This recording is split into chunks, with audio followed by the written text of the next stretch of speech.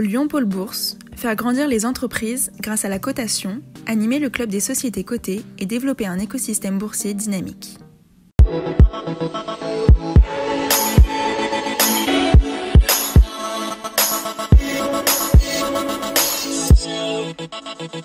Bonjour et bienvenue dans Bourse et Valeurs, le rendez-vous hebdomadaire des entreprises régionales cotées sur lyondécideur.com et ses réseaux sociaux. À retenir cette semaine, la suspension de cotation d'Orapi, spécialiste de l'hygiène professionnelle. Depuis la fin de la semaine dernière, le fondateur d'Orapi, Guy Chifflot, est en négociation avancée pour vendre sa participation. En pole position pour racheter Orapi, la société Paredes, l'autre grand spécialiste du secteur, lyonnais lui aussi. Toutefois, le fonds Cartesia, actionnaire d'Orapi depuis qu'il a racheté la dette du groupe, n'a pas dit son dernier mot. Tout devrait se dénouer la semaine prochaine avec un conseil de surveillance programmé lundi et vraisemblablement une OPA à suivre. En bourse, au moment de sa suspension, Orapi cotait 4,55 € en retrait de 4,8% depuis le 1er janvier, de 0,3% depuis un an et de moins 48% en 5 ans. On retrouve à présent notre invité, Olivier de la Clergerie. Bonjour. Bonjour. Directeur général du groupe LDLC. Alors, vous venez de publier vos résultats annuels pour l'exercice clos le 31 mars 2023. On savait que le chiffre d'affaires avait reculé de 17% à 567 millions d'euros. Mais côté résultats, c'est une baisse beaucoup plus impressionnante, avec un bénéfice net qui a fondu à tout juste 1 200 000 euros, résultat net part du groupe, contre 36 millions l'année d'avant. Comment expliquer cela ? Alors, pour expliquer ce mouvement, déjà, il faut revenir sur le modèle économique du groupe, qui est un modèle à charge fixe. Donc, mécaniquement, quand vous perdez 17% de chiffre d'affaires, vous perdez la valeur absolue en marge brute. Sur une marge brute de l'ordre de 21%, mais ça fait tout de suite des sommes assez considérables. Donc, ça explique la baisse de profitabilité de manière assez importante. Alors, on va surtout regarder au niveau de l'EBE. On était un peu plus de 56 millions d'euros de BE l'année passée. On est à un peu plus de 14 millions d'euros de BE.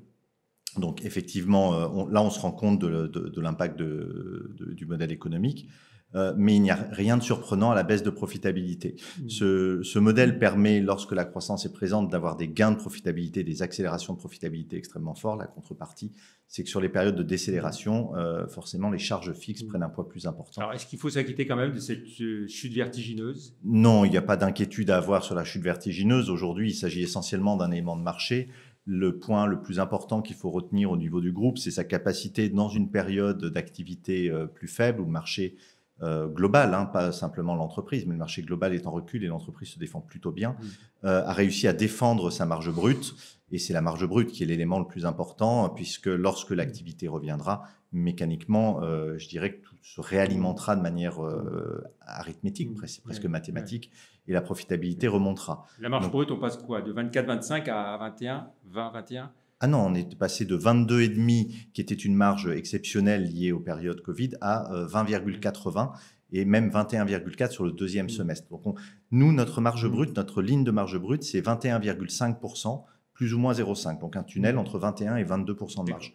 Donc rien de particulier. Est-ce qu'il faut conclure que votre point mort se situe autour de 560 millions d'euros de chiffre d'affaires et que pour redevenir vraiment bénéficiaire et fortement bénéficiaire, il faut faire des économies ou augmenter vos prix ? Alors, il y a pas de notion d'augmenter les prix puisque la marge brute se porte bien. Il faut surtout de l'activité.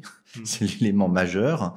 Et à ce niveau-là, on sait très bien que sur l'exercice 2023-2024, l'exercice en cours, les prévisions de marché global du PC montrent plutôt quelque chose de positif plutôt en fin d'année et prévoient du renouvellement sur les années 2024, 2025 et 2026.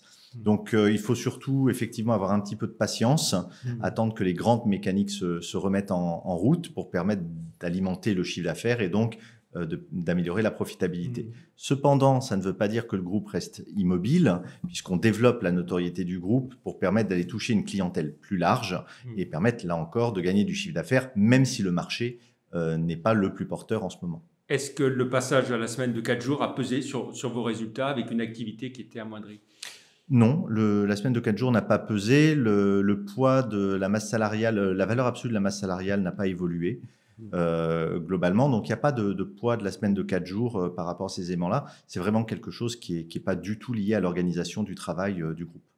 Alors, vous annoncez d'ailleurs de nouvelles mesures sociales au sein du groupe, un plan d'actionnariat salarié avec 100 actions par salarié, un congé parental de 20 semaines pour les deux conjoints. C'est un engagement fort malgré la chute de votre résultat. Vous n'avez pas hésité.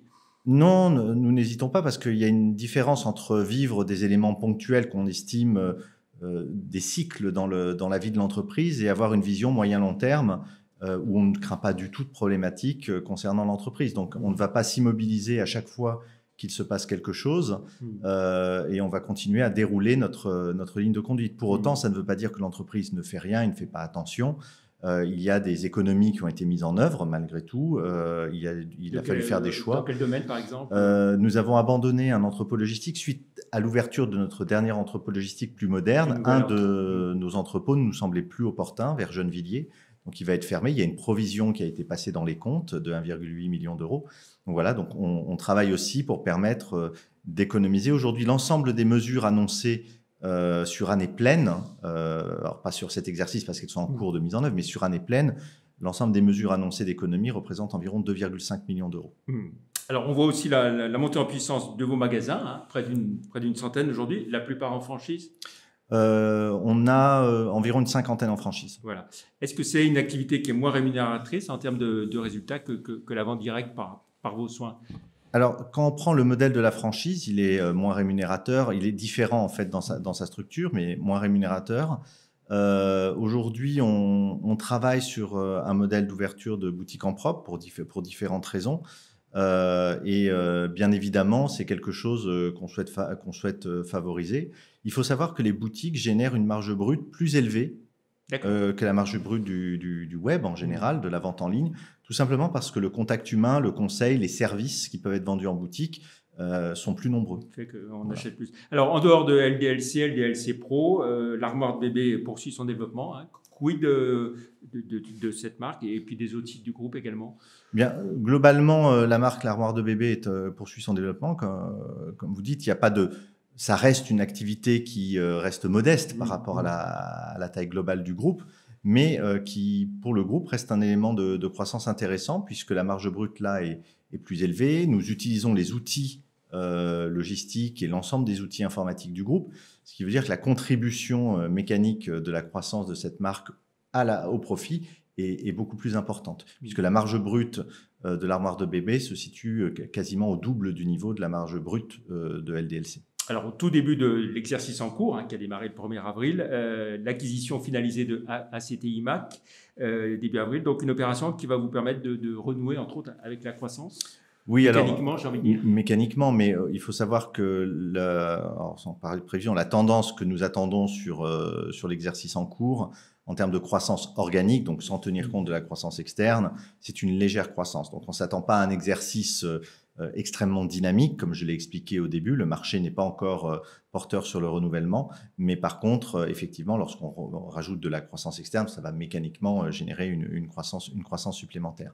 Cela montre que le groupe reste dynamique, continue à avoir une position financière saine qui lui permet de consolider.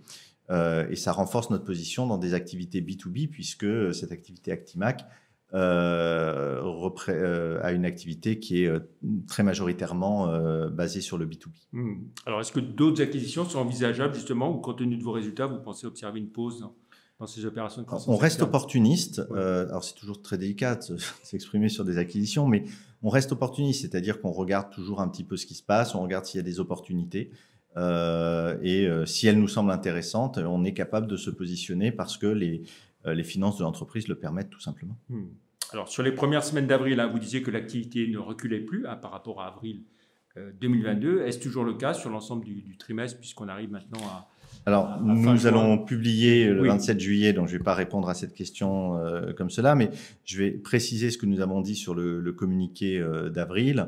Nous avons évoqué que le chiffre d'affaires journalier ne reculait plus à fin avril. Alors, c'est quelque chose d'important. Et pourquoi on parle de chiffre d'affaires journalier ? Tout simplement parce que cette année, le mois de mai, il y a une perturbation très forte sur les calendriers B2B. Donc, plutôt que il y a moins de jours ouvrés, etc. Donc, on a regardé le comportement journalier des facturations sur les jours ouvrés pour permettre d'avoir une vraie comparabilité par rapport à N-1. L'effet qu'on peut avoir, bien évidemment, sur l'ensemble d'un exercice est anodin, mais sur un trimestre où il y a énormément de perturbations de calendrier concentrées, ça peut être un peu plus important. Mais donc, on parle effectivement on a la sensation que le marché marque quand même un socle, ce qui est plutôt bon signe pour permettre ensuite de travailler sur un retour, comme évoqué, vers des phases de renouvellement. Justement, si on regarde le marché, comment il se porte par rapport à vous en tant que tel Alors, faites quoi, plutôt on pense qu'on se porte plutôt bien. On se comporte plutôt bien. Il faut savoir qu'en termes de statistiques, les ventes de portables, d'ordinateurs portables, sur le premier trimestre civil, donc de janvier à mars, étaient à moins 29%. Donc globalement, c'est quelque chose où on voit que nous, avec nos moins 17%, on est plutôt dans des situations de meilleure facture, je dirais. Il faut aussi dire que si le chiffre d'affaires a autant reculé, c'est parce que nous n'avons pas bénéficié d'un amortisseur lié à l'inflation. Beaucoup d'entreprises ont vu leur volume baisser, mais en contrepartie de hausse de prix, finalement, l'écart sur le chiffre d'affaires s'est ressenti de manière moins forte. Nous avions eu des hausses de prix sur les années précédentes du fait de la pénurie des produits, ce qui n'est plus le cas aujourd'hui, il n'y a plus de pénurie. Donc on a eu une forme de déflation des prix liée à l'effet pénurie et une inflation liée à l'effet matières premières. L'ensemble des deux, c'est plutôt équilibré. Le panier moyen qui était à 483 € l'année passée est passé à 482 €. Donc, on voit qu'on est plutôt stable. Et ce qui fait qu'en fait, on a pris de manière pleine l'effet volume.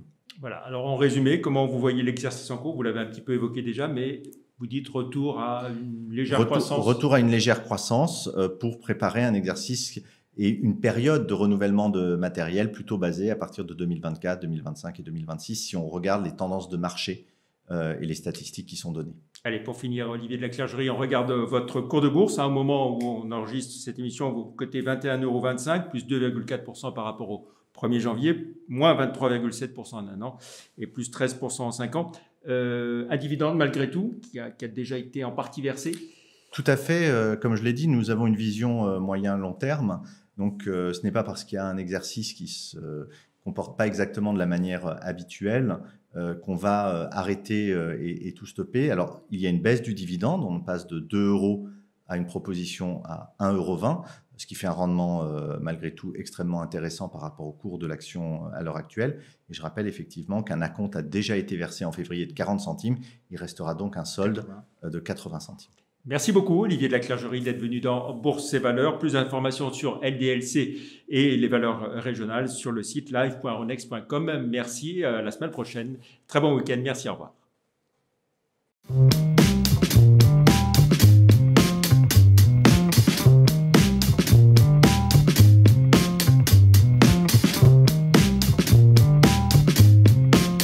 Retrouvez les enregistrements et informations de marché sur les sites de Zone Bourse et d'Euronext.